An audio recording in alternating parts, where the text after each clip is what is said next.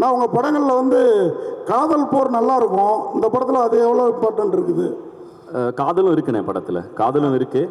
அதை தாண்டி நிறைய விஷயங்கள் இருக்குண்ணே. ஆக்ஷன் இருக்குது, ஜானராக சொன்னால் காதல் இருக்குது, ஆக்ஷன் இருக்குது, நிறைய விஷயங்கள் இருக்குது. அண்ட் வந்து படம் வந்து கொஞ்சம் டீப்பான ஒரு மீனிங் இருக்க ஒரு அட்டம்ப்டாக எடுத்திருக்கோண்ணே. ஸோ நாங்களும் ரொம்ப ஆர்வலாக எதிர்பார்த்துட்ருக்கோம் இதை ரசிகர்கள் எப்படி ரிசீவ் பண்ணுவாங்கங்கிறது. லவ்வும் இருக்குண்ணே. படங்களில் மொத்தம் 9 பாட்டு இருக்குண்ணே. ஆனால் படத்தில் எந்த பாட்டும் எல்லாமே பேக்ரவுண்ட் ட்ராக்காக தான் வருது. படத்தில் எதுவுமே பாடல்களாக வரதில்லை. பட் ஆனால் படத்தில் 9 பாட்டு இருக்குது. ஸோ அதுவே ஒரு வித்தியாசமான முயற்சி தான் எங்கள் கிட்ட இருந்து. ஏன்னா நாங்கள் பொதுவாக என் படத்தில் நிறைய பாடல்கள் இருக்கும். ஸோ அதுவே ஒரு வித்தியாசமான முயற்சி தான். அதே மாதிரி இப்போ இந்த சித்தர் பாடல் கேட்ட பிறகு தான் இப்போ பாதி அந்த அந்த பாடல், அந்த மாதிரி பாடல்களை பார்த்து தான் இப்போ பாடல்களே பாடி இருக்கிறாரோ அப்படின்னு தோணுச்சு. நீங்கள் அந்த மெட்டை ஏற்ற இறக்கமாக பாடினீங்கல்ல. நான் தொடர்ந்து இப்போ தமிழண்டா இயக்கத்தில் நாங்கள் தொடர்ந்து தமிழ் சார்ந்த விஷயங்கள், ஹிப்ஹாப்னாலும் ஹிப்ஹாப் தமிழானாங்க. ஸோ அதனால் அங்கே பார்த்தீங்கன்னா பாரதியார் அவரே ஒரு பெரிய ரேப்பர் தான். ஸோ அவருடைய நடையிலுமே அந்த ரேப் இருக்குது. ஸோ தொடர்ந்து அந்த மாதிரி விஷயங்களில் இன்ஸ்பயர் ஆகி தொடர்ந்து நாங்கள் எங்களோட கலைப்படைப்பை கொடுத்துட்ருக்கோம். கண்டிப்பாக இந்த மாதிரி எல்லா தமிழ் இலக்கியங்களில் இருக்கிற விஷயங்களில் கண்டிப்பாக நாங்கள் இன்ஸ்பயர் ஆகி அதை புது வடிவத்தில் கொடுத்துட்டும் இருக்கோம். கண்டிப்பாக அதில் தான் இன்ஸ்பயரும் ஆகிறோம். அதே மாதிரி சுந்தர் சி சார் எப்போதும் உங்கள் படங்களை அதிகம் அவர் தயாரிப்பார். இந்த படத்தை நீங்களே தயாரிக்க காரணம், ஒரு சீஃப் கெஸ்ட்டாக வர காரணம் என்ன? ஏன்னா இதில் ஜாஸ்தி லாபம் எடுத்துடலாம், நீங்கள் எடுத்துட்டீங்களா ப்ரொடியூசரா? ஆனால் லாபங்கிறது வந்து நான் அதை எல்லாத்தையும் தாண்டினேன். நான் வந்து ஒரு ஆர்டிஸ்ட்டு. எனக்கு வந்து என் ஆர்ட்டை தொடர்ந்து பண்ணிக்கிட்டே இருக்கிறோங்கிறது ரொம்ப ஆசைண்ணே. என்னோடய ஆர்ட்டை எப்போ நான் இருக்கிறதுலே ஃப்ரீயாக பண்ண முடியும் அப்படின்னா வந்து நானே அதை க்ரியேட் பண்ணி நானே, ஏன்னா வந்து இப்போ ஒரு ப்ரொடியூசர்னால் அவருக்கு வந்து ஒரு கன்ஸ்ட்ரெயின்ட் இருக்கலாம், எனக்குன்னு ஒரு மார்க்கெட் இருக்குது, அதுக்குள்ளே படம் எடுக்கணும், அந்த மாதிரி கன்ஸ்ட்ரெயின்ட் இருக்கலாம். அதே மாதிரி ஒரு டைரக்டர்னால் அவருக்கு ஒரு தாட் இருக்கும், நான் இதுக்கு தான் செட் ஆவேன்னு. ஸோ இது எல்லாமே சேர்ந்து நாங்களே பண்ணுறப்ப நாங்கள் எங்கள் மேலே வைக்கிற நம்பிக்கையை எங்கள் ரசிகர்களுக்கு நான் கொண்டு போய் சேர்க்கணுங்கிற கருத்தை எந்த ஃபில்டரும் இல்லாமல் கொடுக்க முடியுதுன்னு. ஸோ அதனால் வந்துட்டு இதை லாபத்துக்காக பண்ணணுன்னா இது மிகப்பெரிய ரிஸ்க்குண்ணே. இந்த படம் என்னோட எல்லா ஃபார்மேட்டில் இருந்தும் உடச்சி ஒரு படம் பண்ணியிருக்கோம். ஸோ அதனால் அப்படி பார்த்தா அதுக்கான இது இல்லைண்ணே. நாங்கள் வந்து அதான் இருக்கிற எல்லா ரிசோர்ஸஸையும் போட்டு ஒரு படத்தை எடுத்துட்டோன்னே. இதிலேருந்து வந்தால் அடுத்து திரும்பவும் படம் எடுப்போனே, அந்த மாதிரி இதில் தான் இருக்கும். ஏன்னா நாங்கள் வந்து உங்கள் எல்லாருக்கும் தெரிஞ்சது தான், நீங்கள் எங்களை இங்கேருந்து பார்த்துட்ருக்கீங்க எல்லோரும். ஸோ கொஞ்சம் கொஞ்சமாக படிப்படியாக தான் வளர்ந்துட்டுருக்கோம். எங்களால் ஒரு படத்தை எடுக்க முடியுங்கிற அளவுக்கு பொருள் சேர்ந்த உடனே அதை எல்லாத்தையும் போட்டு ஒரு படத்தை எடுத்துட்டோன்னே.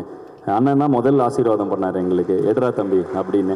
ஸோ வந்து என்னை எப்படி வந்து ஆரம்ப காலகட்டத்தில் பொடி பையனாக வந்தப்போ வந்து பாட்டு பண்ணிடுவியாடா, சரணம் பல்லவினா என்னன்னு தெரியுமாங்கிற மாதிரி இனி வரைக்கும் அண்ணன் கரெக்டாக பண்ணிவிடு, ஆல் த பெஸ்ட் அப்படிங்கிற ஒரு இதில் இருக்கார். ஸோ அண்ணனோட வாழ்த்து என்றைக்குமே எனக்கு இருக்குண்ணே. என் பசங்களோட நட்பு இருக்குது, எனக்குள்ள நம்பிக்கை இருக்குது.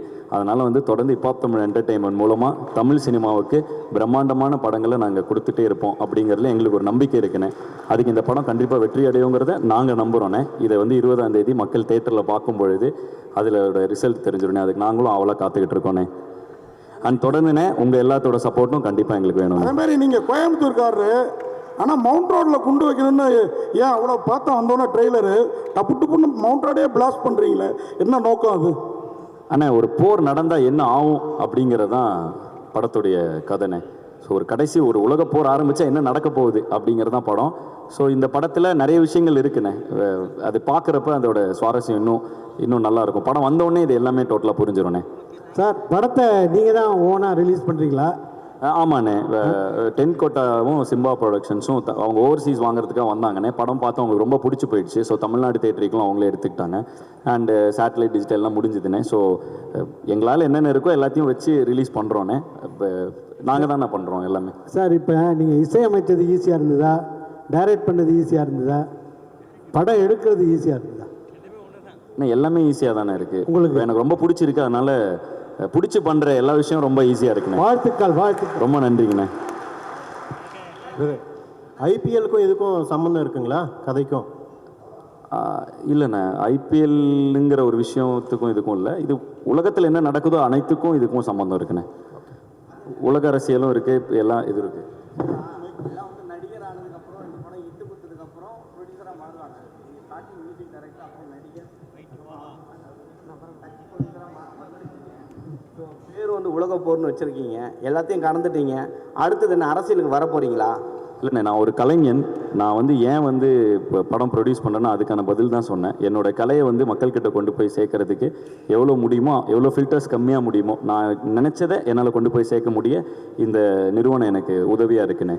அது போக இந்த நிறுவனம் மூலமாக கிட்டத்தட்ட நாங்கள் இன்றைக்கி வந்து ஒரு 2 பேர் வந்தோண்ணே, 2 பேர் ஆரம்பித்தோம். இன்றைக்கி கிட்டத்தட்ட 110 பேர் பக்கத்தில் நாங்கள் வேலை பார்த்துட்ருக்கோண்ணே. ஸோ அதனால் இது எனக்கு இன்னும் சந்தோஷமாக இருக்குது. ஏன்னா என் பசங்க அன்றைக்கெலாம் என் கூட இருந்த பசங்க, நாங்கள் இண்டிபெண்டன்ட் மியூசிஷியனாக இருந்தப்போ நிறைய பேர் வந்து அதுக்கான வாய்ப்பு இல்லாமல் அங்கே சஸ்டெயின் பண்ண முடியாமல், இன்ஃபேக்ட் நாங்களே அண்ணனை பார்க்கலன்னா எப்படி சஸ்டெயின் பண்ணியிருப்போம் தெரில. நாங்கள் இண்டிபெண்டன்ட் ஆர்டிஸ்ட்டாக இருக்கிறதுக்கு இன்றைக்கி மார்க்கெட் இருக்குது, அன்றைக்கி அப்படி எதுவுமே கிடையாது. ஸோ அந்த இடத்துல 2 பசங்க கனவோடு வந்திருக்கோம். அந்த டைமில் எங்கள் கூட இருந்த பசங்களெல்லாம் எங்களுக்கு ஒரு பிளாட்ஃபார்ம் அமைச்சு கொடுக்க முடியல. இன்றைக்கி இந்த ஹிப்ஹாப் தமிழ் என்டர்டெயின்மெண்ட் மூலமாக எங்கள் கூட ட்ராவல் பண்ண எல்லா பசங்களும், கிட்டத்தட்ட ஹட்சன் எங்கள் கோ டைரக்டர், அவர் தான் என் டைரக்ஷன் டீம் ஃபுல்லாக அவர் தான் ஹெட் பண்ணுவார்.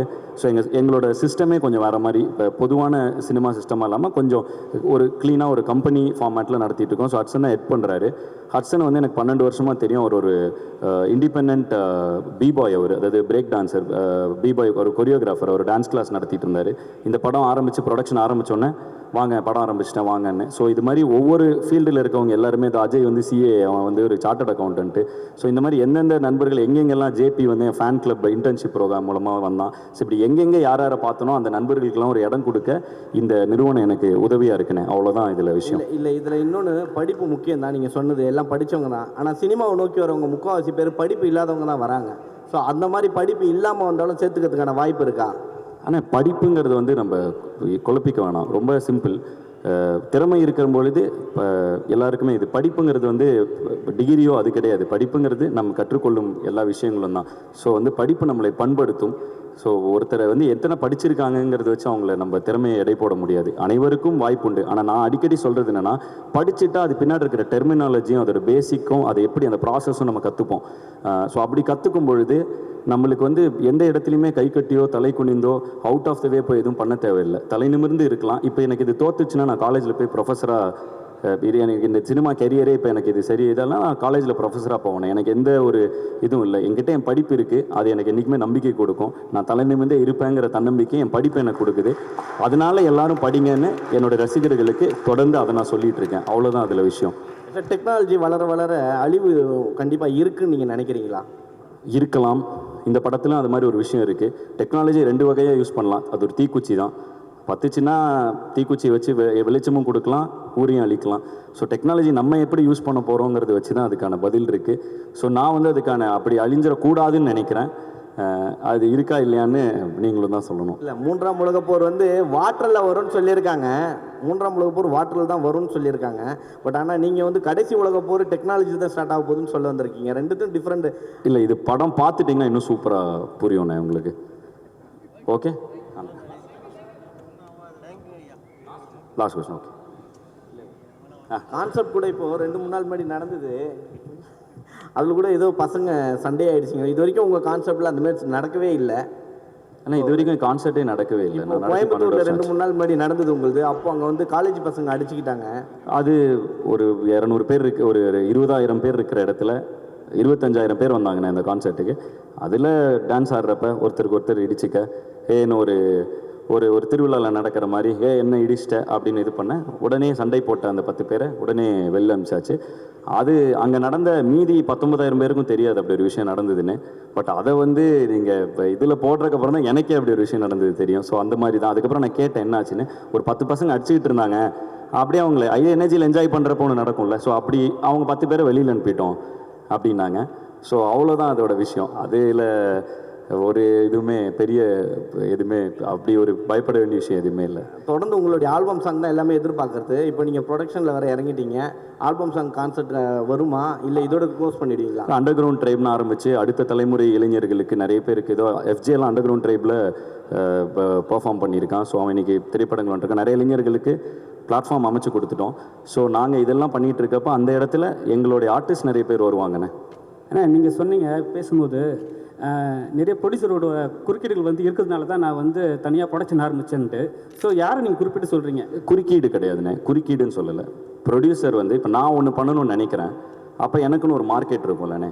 ப்ரொடியூசர் அந்த மார்க்கெட்டுக்கு தானே போடணும். ஏன்னா அதுதான் ஒரு வியாபாரத்தில் சரியான முயற்சி. அப்போ நம்ம ஒரு அதை தாண்டி ஒரு இல்லைன்னா அவங்க நம்ம அப்பாவாக இருக்கணும், அண்ணனாக இருக்கணும், சொந்தக்காரங்களாக இருந்தால் அதை தாண்டி அந்த லாபத்தை தாண்டி அவங்க நம்ம மேலே நம்பிக்கையை வச்சு ஒன்று பண்ணலாம். அப்படி யாருமே நமக்கு சொந்தக்காரங்க இல்லைன்னா நம்மளே தான் அதை பண்ணிக்க முடியும். ஸோ அப்படி அந்த மார்க்கெட் கேப்பை தாண்டி இவ்வளோ பெரிய ஒரு படம் எடுக்கும் பொழுது நானே தான் என் மேலே நம்பிக்கை வச்சுக்க முடியும், என் பசங்க மேலே நம்பிக்கை வைப்பாங்க. ஸோ எனக்கு பிடிச்ச கண்டென்ட்டை நான் கொண்டு வரணும்னா அதை நானே ப்ரொடியூஸ் பண்ணிக்கிறேன், அவ்வளோதான். ஸோ அப்படி தான் இதை சொல்கிறேன். இதில் குறுக்கீடெல்லாம் இல்லைண்ணே, குறுக்கீடெல்லாம் இருக்காது. குறுக்கீடு இருந்தாலும் அதில் இது இருக்காது, லாஜிக் இல்லைல்ல. எப்படி குறுக்கிட முடியும்? யாரும் அப்படி குறுக்கிட மாட்டாங்க. சரி, நீங்கள் ஸ்டேஜ் ஏறும்போது சொன்னாங்க எல்லாருமே 15 வருஷம் 20 வருஷம் 18 வருஷம்னாங்க. ஆக்சுவலாக என்னென்ன பார்த்தா உங்களுக்கு 25 வயசு மாதிரி தான் தெரியுது. உங்களோட வயசு என்ன? எல்லாருமே வந்து உங்களோட இளமையின் ரகசியம் என்ன? ஒன்றும் இல்லை, 2005 நான் ஸ்கூல் படிக்கிறப்ப என்னுடைய முதல் மிக்ஸ் டேப் வந்துச்சு. ஸோ அங்கேருந்து ட்ராவல் ஆக ஆரம்பித்தோம் நானும் ஜீவாவும். ஸோ நான் ஸ்கூல் படிக்கிறப்பே ஆரம்பிச்சிட்டேனே.